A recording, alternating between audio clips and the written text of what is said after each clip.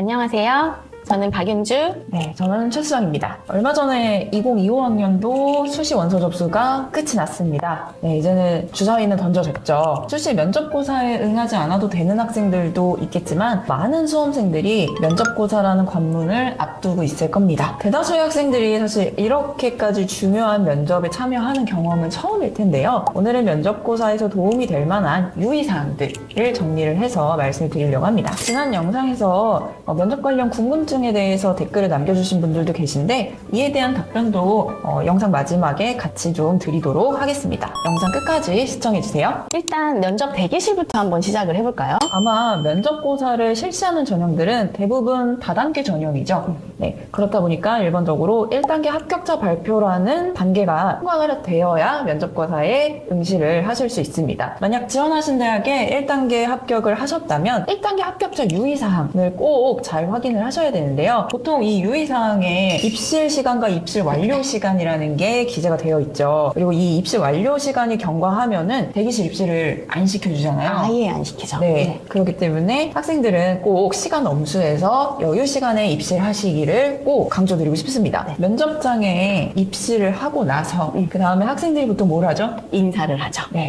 이 인사에 대해서는 어떻게 생각하세요? 별로 크게 중요하지는 않다. 네. 하지만 그냥 할 거라면 깔끔하게 해라 라고 저는 면접 수업을 할 때 이야기를 하는 편이에요. 저는 사실 솔직히 면접관 입장에서는 빠르게 자리에 착석해주는 게 제일 좋아요. 맞아요.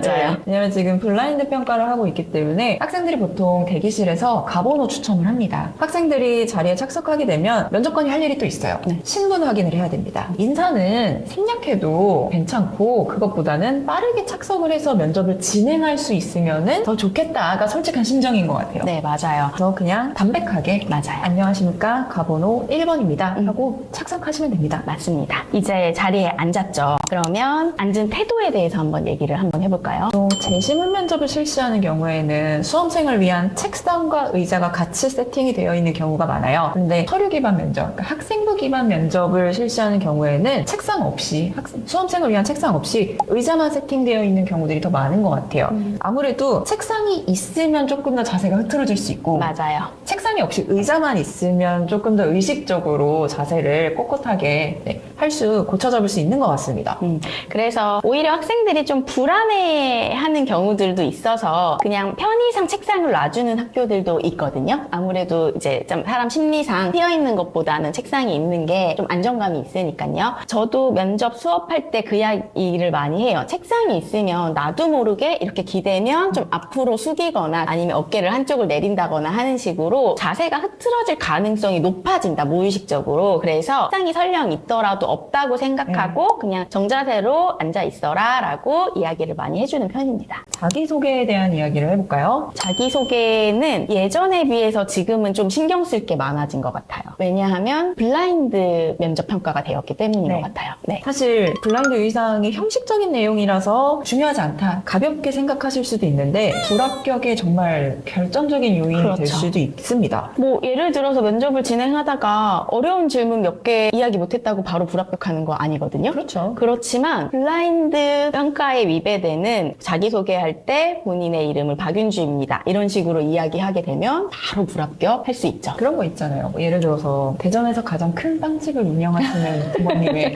네. 한 거나 다름없잖아요. 그렇죠, 그렇죠. 네. 이런 이야기도 사실 블라인드 평가에 위배되는 네. 언급이죠. 그래서 어떤 직업명을 정말 명사로 언급하지 않고 우회적으로 돌려 이야기하면 괜찮다고 생각하시는 분들이 계신데 아닙니다. 네. 암시할 수 있는 모든 내용을 포함해서 블라인드 평가에 위배되는 내용은 이제 입에 담지 않도록 조심하는 게 중요하고요. 네. 저는 그래서 애초에 면접 연습을 하는 순간부터 이제 본인의 이름은 까먹어라, 너는 잊어버려라 라고 이야기를 하고, 이제 면접 번호 땡땡번입니다, 이제 이런 식으로 입에 붙여놔라고 이야기를 많이 하거든요. 수험번호 외우실 필요 없습니다.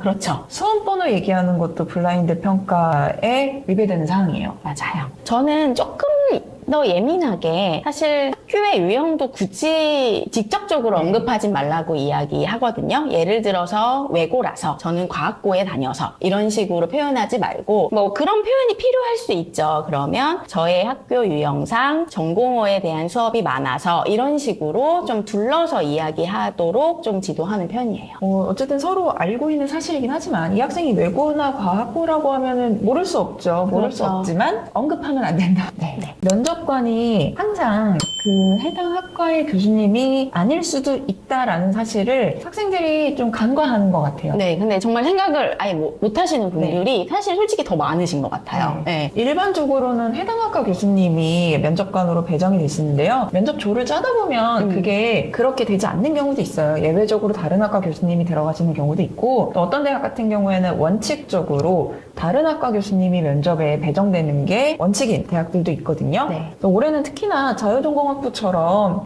광역으로 모집을 하는 그런 전형들이 많아져서 이런 상황들이 더 많을 것 같습니다. 보통 학생들이 지원 동기를 설명할 때 당연히 이 학과 교수님일 거라고 생각하고 그에 맞는, 그러니까 내가 이 학과에 정말 로열티가 높다라는 거를 보여주기 위해서 설명하는 경우들이 좀 있는 것 같아요. 네, 예를 들어서 뭐 물론 경영학을 공부할 수도 있지만 저는 역시 상경계열의 근본은 경제학과라고 생각합니다. 이런 이야기를 했는데 교수님이 사실 경영학과 교수님이 아니고 경제학과 교수님일 수도 있는 거죠. 또 저는 그렇게 얘기하는 친구도 봤어요. 물리가 모든 학문의 근본이라고.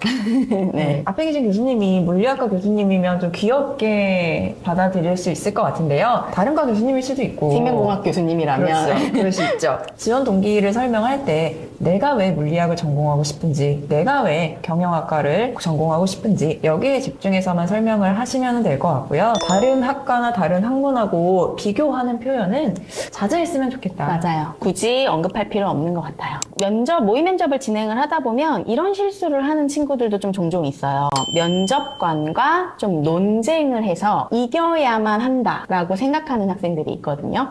이 부분에 대해서 좀 조언해 주시면. 그러니까 간혹 내가 답변한 내용에 대해서 면접관이 반론을 제기하는 경우가 있을 수 있어요. 혹은 지원자가 미처 언급하지 않은 다른 경우의 수나 다른 사례를 언급하면서 추가 답변을 유도하는 경우들이 있는데요. 이때 일단 면접관의 의도를 잘 파악을 해봐야 돼요. 내가 앞에서 했던 답변이 부족해서 더 좋은 답변을 끌어내려고 하는 경우들이 사실 대부분이거든요. 근데 많은 학생들이 공격을 받았다라고 생각하는 것 같아요. 네, 맞아요. 그래서 꼭 디펜스를 해야 한다고 네. 생각하는 것 같더라고요. 네. 말씀하신 것처럼 교수님께서 그 질문을 한 의도를 좀 정확하게 파악을 하고, 이거는 사실 논쟁의 상황도 아닙니다. 이건 엄연히 시험 상황이고 나는 평가받는 입장이에요. 만약에 본인이 오히려 어떤 탐구를 하던가 아니면 활동을 하는 상황에서 그 질문이 던져진 어떤 의견에 대해서는 미처 생각을 못 해본 거라고 한다면 좀 수용하고 공부를 해보겠다라는 태도에 답변을 하시는 게 저 바람직하다라고 생각합니다. 뭔가 잘못된 걸 깨달았으면 바로 인정하고 수정하는 게 더 나아요. 맞아요. 그러면 평가자 입장에서도 이 학생이 이 A라는 개념에 대해서 그래도 잘 알고 있네. 추가 질문을 하니까 수정해서 답변을 할 수 있네. 이렇게 평가를 받는 게 더 결과적으로 좋은 평가를 받는 거지. 끝까지 자기 주장을 굽히지 않고 우기네. 라는 모습으로 면접이 끝나면은 사실 생각보다 많은 감정을 받았을 수도 있거든요. 맞아요. 의사소통 측면에서도 예. 정말 마이너스가 있을 수도 있고, 그러니까 학생들은 본인이 활동했던 것, 탐구했던 것의 내용과 뭔가 좀 다른 이야기를 하게 되면 내가 한 게 잘못되었다라는 걸 본인이 시인하는 거라고 생각하시는데, 그게 아니고 그냥 당연히 우리는 고등학생이니까 부족할 수밖에 없습니다. 그거를 인정하고 수용하는 것 뿐이다. 그리고 더 배우겠다라는 태도를 보이면 된다라고 명심하시는 게 좋을 것 같아요. 네, 좋습니다. 네, 그리고 간혹 교과 관련 질문인데 답을 모르는 질문을 받았거나 혹은 예전에 했던 활동인데 순간적으로 답변이 기억이 나지 않는 상황이 닥칠 수 있어요. 그렇죠. 충분히 그런 충분히. 상황이 닥칠 네. 수 있죠. 특히 사실 교수님이 그래? 그러면 이것도 해봤니? 이것도 알고 있니? 뭐 이거는 뭐니? 이런 식으로 꼬리 질문을 막 던지기 시작하시면 당연히 학생 입장에서는 본인이 거기까진 다루지 않은 지식이라던가 이론이 있을 수 있습니다. 간혹 성격이 급한 학생들 중에 바로 답변을 포기해버리는 경우도 있거든요.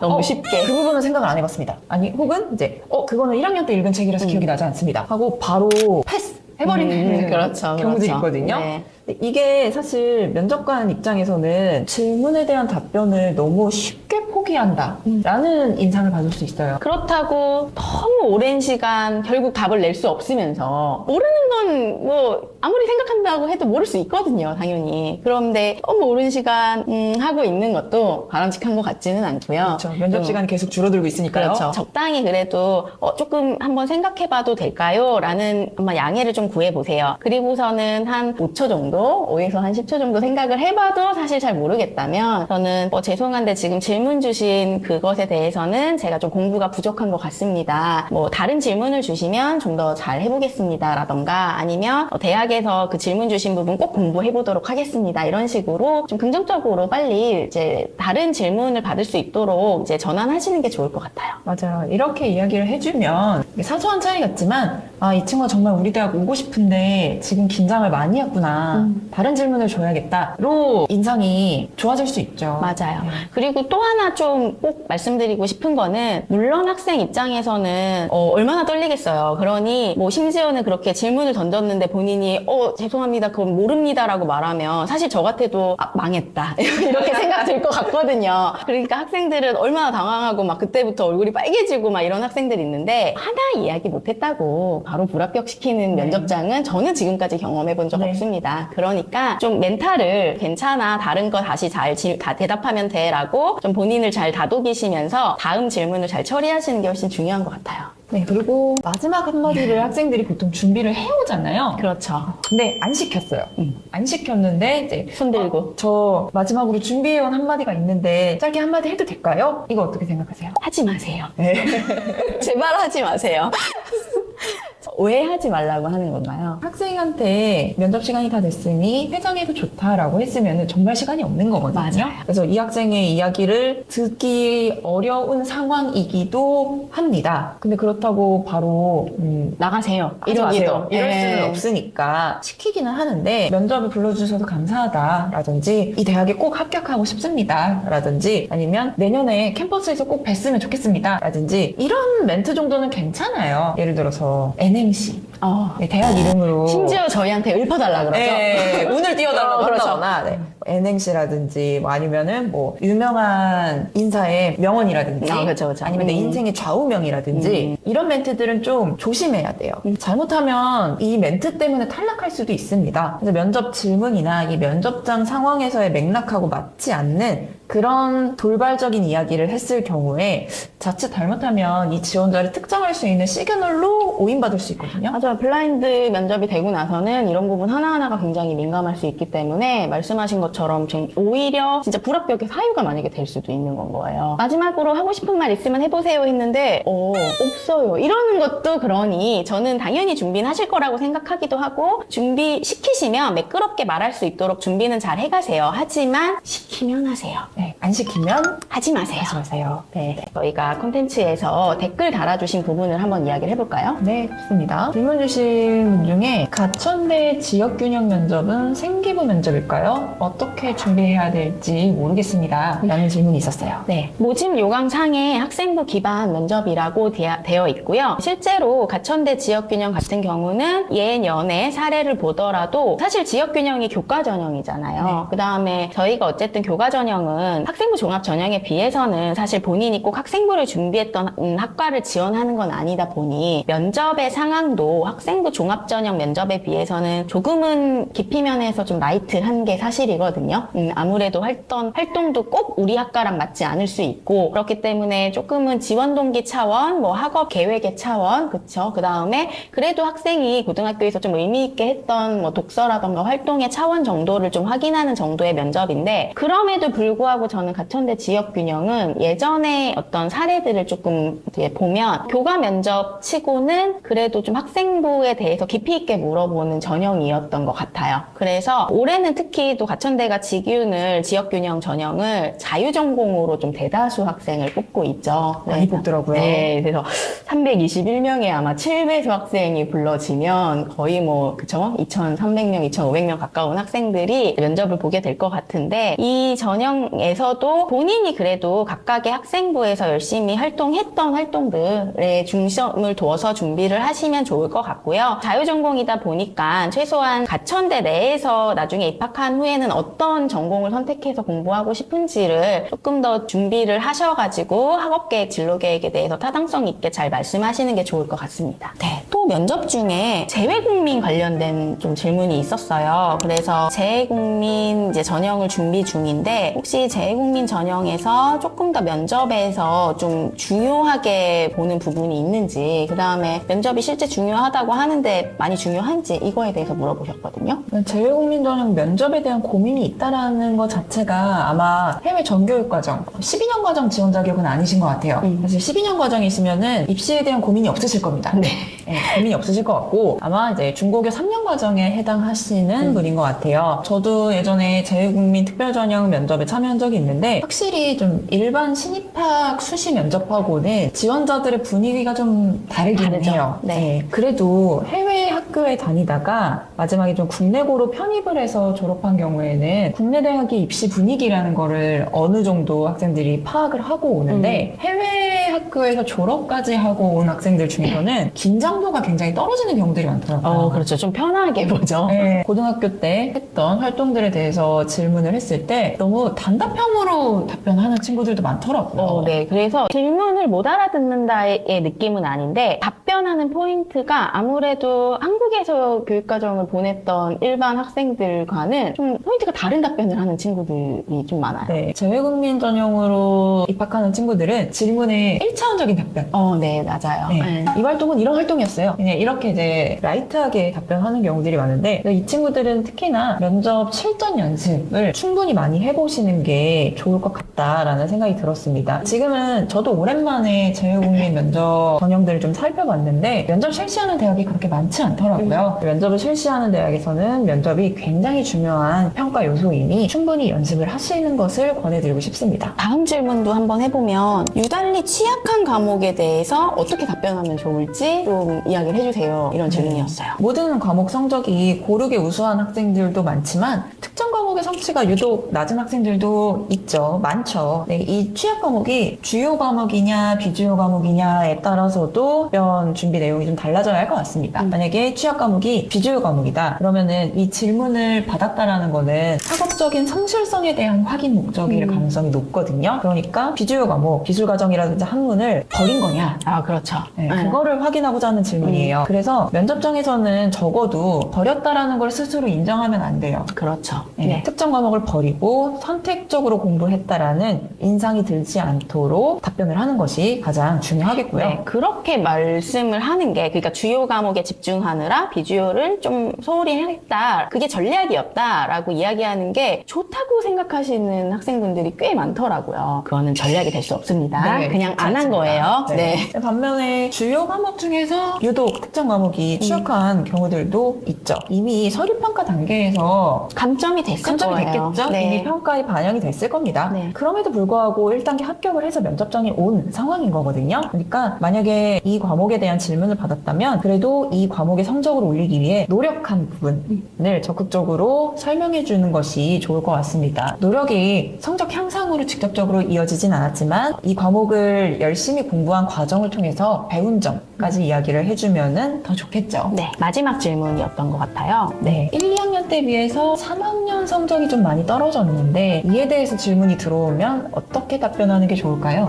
이 질문도 많이 받는 질문 중에 하나고, 뭐 이 질문 주신 분은 3학년 성적이 떨어진 상황이다 이렇게 좀 특정을 지어주셨는데 더 불편하기는 해요. 2학년 성적이 하락한 것에 비해서요. 그렇죠. 네, 대부분의 학생들이 특히 자연계열 학생들 같은 경우는 1학년에서 2학년으로 올라가면서 자연스럽게 일단은 과학 과목 자체가 최소한 뭐 물리, 화학, 생명 뭐 이런 식으로 3개, 2개 정도 이제 늘어날 거고, 수원에다가 뭐 확통을 같이 듣거나 아니면 수원에다가 기하를 같이 듣거나 이런 식으로 수학과 과목 자체가 2~3배가 늘어나는 학생들이 대부분이기 때문에 성적이 좀 하락하는 케이스들이 사실 너무 많아요. 평가자 입장, 면접관 입장에서는 이걸 굳이 질문을 해야 하나 싶을 정도로 그냥 보편적인 상황이어서 너무 눈에 띄게 막 1등급이었는데 갑자기 4로 떨어지고 이런 친구가 아닌 이상은 그래도 1학년, 2학년 좀 잘 유지를 했는데 3학년이 훅 떨어졌다. 이런 경우는 앞서 말씀드린 2학년 성적이 떨어진 거와는 좀 결이 다르게 지금의 교육과정 상황에서라면 좀 더 어떤 할 말이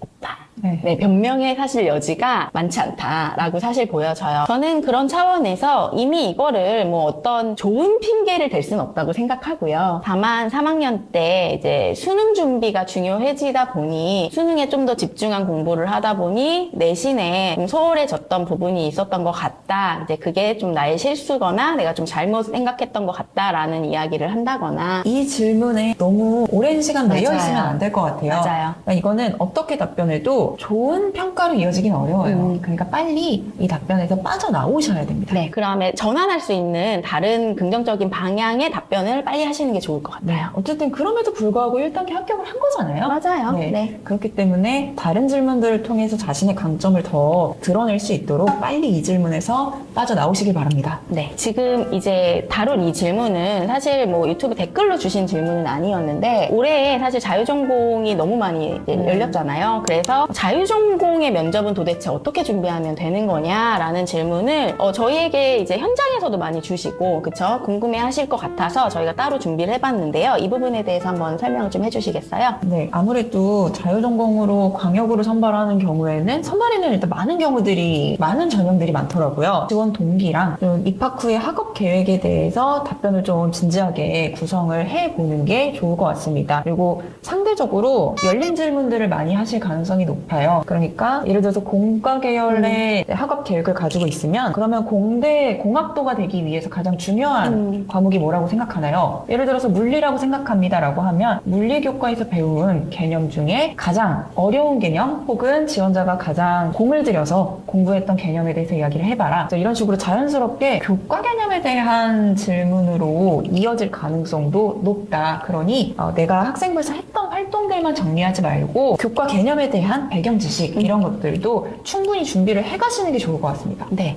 그리고 정말 자유전공이다 보니까 학생이 1학년을 다니고 나서 이제 본인이 이제 선택하는 거잖아요, 학과를. 그러니 고려를 하실 거라고 저는 생각을 하긴 하지만 면접을 준비하실 때 예를 들어서 타당한 진로 계획 내지는 나는 이과 가서 이제 어떤 공부를 하고 싶다. 그래서 나중에 무엇을 목표로 하고 싶다. 이런 얘기를 하실 때 그래도 그 학교에 좀 설치되어 있는 학과를 하나를 좀 한두 개 정도가 될 수도 있죠. 뭐 2개가 될 수도 있는데 그렇게 몇 개를 좀 그러니까 학교 안에서의 전공을 좀 선택을 하셔서 타당하고 설득력 있는 이제 학업 계획이라던가 진로 계획을 일단 한번 설정을 해보시는 게 좋을 것 같습니다. 타당하다라는 거 안에는 자유전공 학부로 입학을 해서 다양한 학문들을 경험해보고 싶다, 배워보면서 나의 소양을 넓히고 싶다, 나의 지적인 지식의 지평을 넓히고 싶다가 포함되어야 될 것 같아요. 맞아요. 네. 왜냐면 그러니까 예를 들어서 생명과학과는 너무 경쟁률이 높아서 자유전공을 썼다 라는 식으로 이야기를 하면 안 된다라는 얘기죠. 특히 통합으로 모집하는, 그러니까 계열 통합으로 모집하는 학교들이 있잖아요. 대표적으로 건국대라던가 그런 학교들 같은 경우는 면접자 중에 문이과가 섞여 있을 수 있거든요. 저는 그래도 본인이 준비했던 학과나 계열 이외에 예를 들어 이런 질문이 있을 수도 있죠. 자유전공 학부니 융합적 소양이 중요하다고 생각한다. 본인의 융합적 소양을 보여줄 수 있었던 예를 들어서 고등학교에서의 활동을 하나 이야기해달라라는 만약에 질문이 왔을 때 너무 또 계속 이제 본인이 준비했던 전공, 학과 뭐 이런 거에만 집중하기보다는 그래도 좀 더 지평을 넓힐 수 있는 인문학적